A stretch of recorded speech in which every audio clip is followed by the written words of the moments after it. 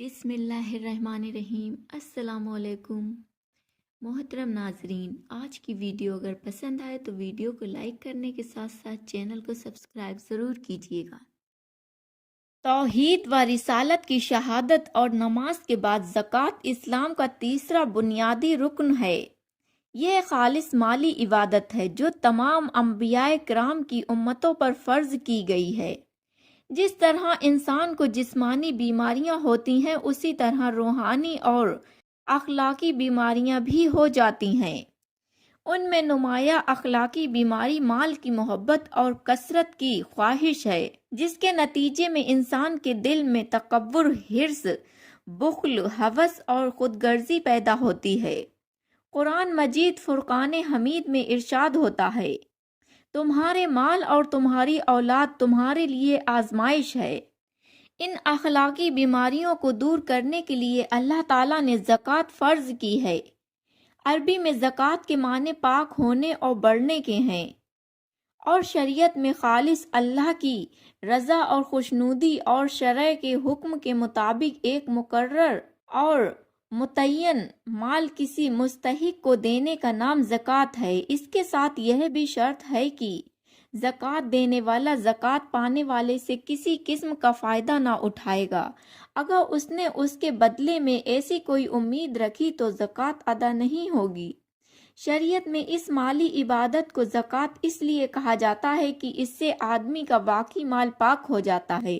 قرآن کی روح سے زکوٰۃ ادا کر کے دولت مند لوگ غریبوں پر کوئی احسان نہیں کرتے، بلکہ وہ حقدار کو اس کا حق لوٹاتے ہیں جو مال و دولت عطا کرنے والے رب کریم نے ان کے مال میں شامل کر رکھا ہے۔ اللہ تعالیٰ کا ارشاد ہے، اور ان مالداروں کے مال میں سائل اور مال سے محروم لوگوں کا حق ہے۔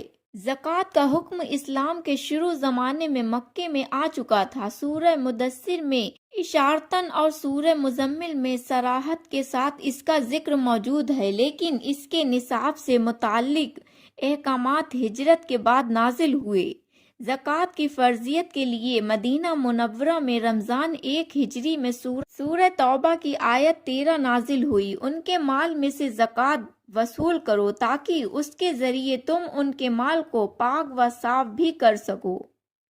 زکوٰۃ ایک مالی عبادت ہے جو ہر ایسے عاقل اور آزاد مسلمان پر فرض ہے جس کی ملکیت میں 1 سال تک مال باقدر نصاب موجود رہا ہو، جس کے پاس 7.5 تولے سونا یا 52 تولے چاندی ہو، یا اس ملکیت کے برابر نقدی ہو تو اس کا 2.5% یا 40واں حصہ بطور زکوٰۃ دینا ہوگا۔ اسلام میں نماز کے بعد سب سے اہم فریضہ زکوٰۃ ہے۔ نماز حقوق الہی میں سے ہے اور زکوٰۃ حقوق العبادت میں سے دونوں کا لازم با ملزوم ہونا اس حقیقت کو واضح کرتا ہے کہ اسلام میں حقوق اللہ کے ساتھ حقوق العباد کا بھی یکساں لحاظ رکھا گیا ہے۔ قرآن مجید میں جہاں کہیں نماز کا ذکر ہے اس کے ساتھ ہی زکوٰۃ کا بھی ذکر ہے۔ 20 مقامات پر نماز قائم کرو کے ساتھ ہی زکوٰۃ ادا کرو کا حکم آیا ہے۔ رسول کریم صلی اللہ علیہ وسلم سے جب کسی نے اسلام کے احکام دریافت کیے تو آپ صلی اللہ علیہ وسلم نے نماز کے بعد زکوٰۃ کو ہمیشہ پہلا درجہ دیا۔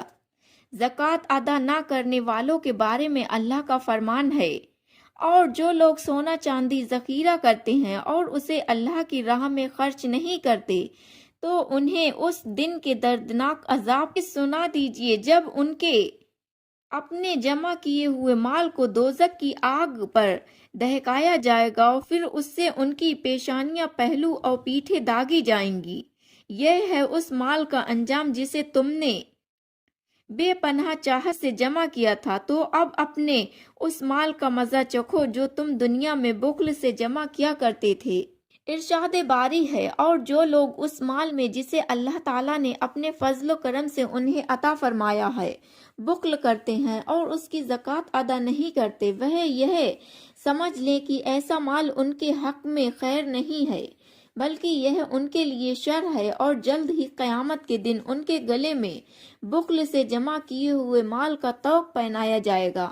زکوٰۃ کن لوگوں کو دی جائے؟ فقراء۔ زکوٰۃ فقیروں، غریبوں، مسکینوں اور ان لوگوں کے لیے ہے جو دوسرے لوگوں کی مدد اور تعاون کے محتاج ہوتے ہیں۔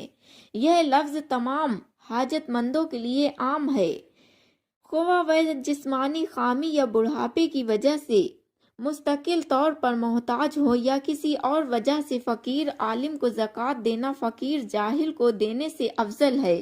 مساکین سے مراد وہ لوگ ہیں جو نہایت تنگ دستی کے باوجود کسی کے آگے ہاتھ نہیں پھیلاتے، ان لوگوں کو زکوٰۃ دی جائے۔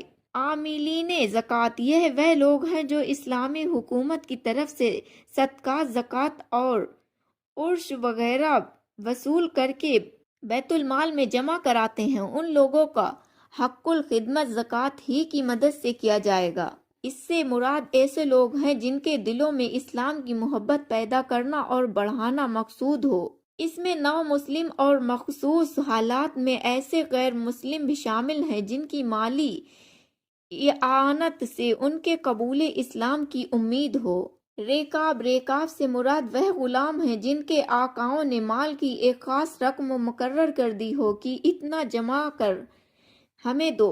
ایسے غلاموں کو زکوٰۃ کی رقم میں سے امداد دے کر انہیں غلامی سے آزادی دلائی جا سکتی ہے۔ غارمین سے مراد وہ لوگ ہیں جن کے ذمے کسی کا قرض ہو اور ان کے پاس اسے ادا کرنے کے لیے کچھ نہ ہو۔ اس صورت میں زکوٰۃ کی مدد سے قرض ادا کیا جا سکتا ہے، مگر اس کے لیے یہ شرط ہے کہ اس کے پاس اتنا مال نہ ہو کہ قرض ادا کیا جا سکے۔